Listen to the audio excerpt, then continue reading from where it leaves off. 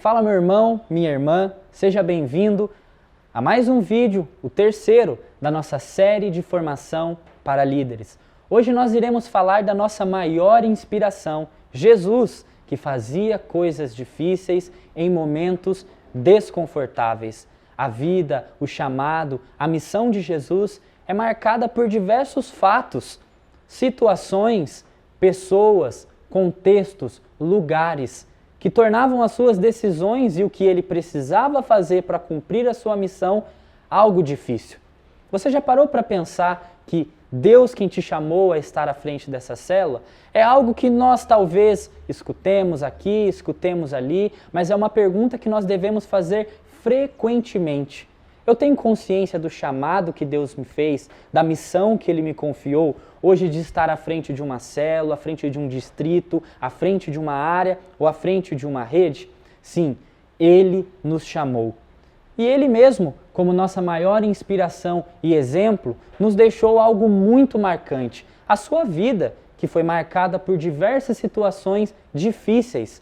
Se eu dissesse para você que em meio à missão maravilhosa de Jesus, ele foi traído, perseguido, injustiçado, humilhado, se sentiu só, se sentiu abandonado, envergonhado, foi julgado injustamente, sentiu dor, angústia, tristeza e até isso que eu vou falar agora que saiu da boca dele para os discípulos lá no Getsêmani, uma tristeza mortal.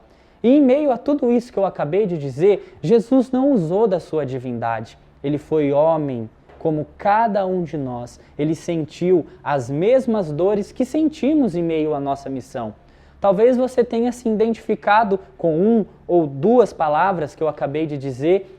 Jesus enfrentou, passou por tudo isso e até mesmo outras coisas que eu poderia ter citado aqui. E como nós, homens, nós vemos nas Sagradas Escrituras em diversos momentos Jesus usando da sua divindade para fazer alguma coisa, para curar alguém ou andar sobre as águas, enfim.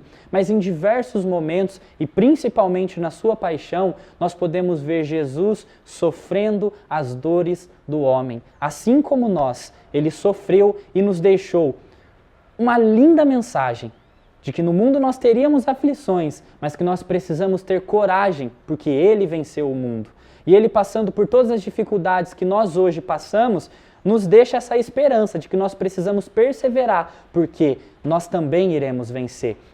Jesus nos disse, se alguém quer me seguir, renuncie a si mesmo, tome a sua cruz e me siga. Em outras palavras, se alguém quer ser meu seguidor, esqueça os seus próprios interesses, esteja pronto para morrer como eu vou morrer e me acompanhe. Ou seja, esteja pronto para passar por tudo aquilo que eu passei para poder me seguir. Jesus não disse que as coisas seriam fáceis, ele não fez uma promessa de seguimento a ele com sombra e água fresca. Ao contrário, ele foi até morte, e como nos diz a palavra, e nós bem sabemos, morte de cruz. Muitas vezes nós caímos na tentação de acreditar que Deus está conosco somente em momentos favoráveis. Mas Jesus é a nossa maior inspiração. Ele fazia coisas difíceis em momentos desconfortáveis, desfavoráveis. A sua liderança, o chamado que Deus lhe fez para ser líder, vai implicar em momentos difíceis, onde você vai precisar liderar a sua célula, liderar pessoas e passar por dificuldades em meio a tudo isso, assim como Jesus passou para poder cumprir a sua missão. Me preparando para essa formação, tive a oportunidade de ler os 4 evangelhos, também o livro do Atos dos Apóstolos, e ali poder constatar alguns momentos onde Jesus, como eu acabei de dizer para vocês, não usou da sua divindade para agir em um momento desconfortável. Nós podemos pensar lá no começo da vida de Jesus, Maria e José, quando fugiram para o Egito, porque souberam que Herodes estava matando as crianças, a tentação no deserto que nós tanto escutamos, onde Jesus foi tentado, testado, provado por Satanás e venceu. Nós podemos pensar também em todos os momentos onde Jesus contrariou os fariseus e as leis daquela época, como a colheita das espigas no sábado, as curas que Jesus fez no sábado, também Jesus que teve um encontro com uma samaritana no poço, e nós sabemos que naquela época os judeus e os samaritanos não se davam bem, também conviveu, discipulou no meio dos samaritanos, Jesus que precisou ir até a festas das tendas escondido, que os judeus poderiam matá-lo, então foi escondido até lá, mas não deixou de ir. Nós podemos pensar também na mulher adúltera que Jesus acolheu e quebrou naquele meio ali todo o preconceito que havia sobre ela. O dito também sobre o dinheiro, quando Jesus falava condenando a idolatria ao dinheiro, contrariando os fariseus. Então Jesus, durante toda a sua vida, acabei de lembrar aqui também de Zaqueu, Jesus foi até a casa de Zaqueu e sentou na mesa para poder comer junto com ele, e isso era totalmente absurdo naquela época. Ou seja, a vida de Jesus está marcada por muitos momentos, contextos desfavoráveis, desconfortáveis, mas ele não deixou de agir. Ele não deixou de fazer a coisa acontecer. Ele não deixou de anunciar o Evangelho e de cumprir o chamado de Deus à vida dele. E muitas vezes nós devemos voltar a essa essência da nossa fé. O nosso Deus, a nossa maior inspiração, veio até aqui, se fez homem como nós, despojou-se do ser igual a Deus, viveu as nossas dores, experimentou as nossas dores, passou por dificuldades, mas não deixou de anunciar, não deixou de perseverar na sua missão.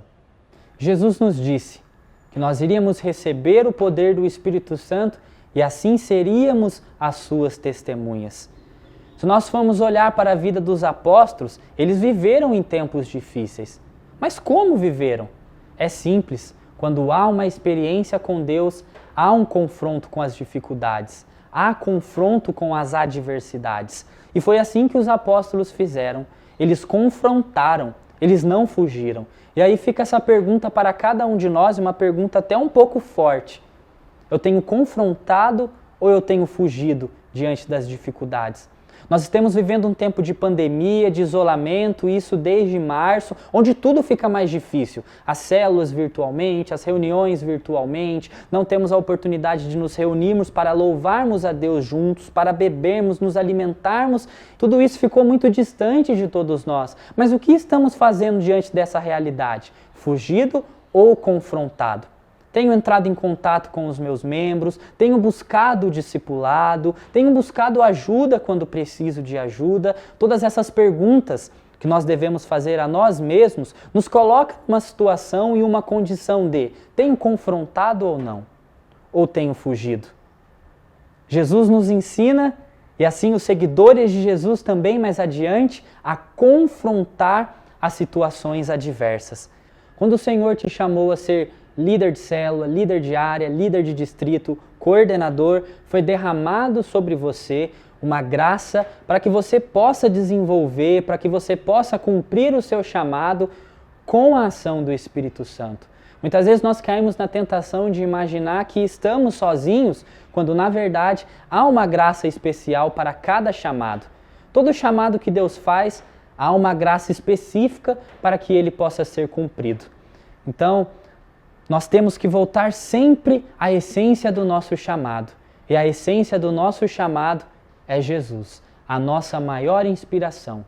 Ele viveu, ele passou, ele experimentou de todas as realidades, dificuldades e dores que nós enfrentamos em meio à nossa missão. E ele foi até o fim, e é isso que ele nos pede. Tenham coragem, eu venci o mundo. Através da oração, nós podemos potencializar esse chamado. Nós podemos potencializar essa graça em nós. Nós podemos participar de 1000 formações. Nós podemos ser motivados por 1000 pessoas. Mas se nós não tivermos intimidade com Deus, vida de oração, é impossível experimentar da graça de Deus. Porque nós estamos... Não porque Deus não quer derramar a graça sobre nós, porque, como nós sempre aprendemos, é de graça, mas nós também podemos não permitir a graça de vir sobre nós. Quanto mais oramos, quanto mais buscamos intimidade com o Senhor, mais força Ele nos dá para cumprir a nossa missão, para vivenciar o nosso chamado e principalmente em momentos desconfortáveis e desfavoráveis.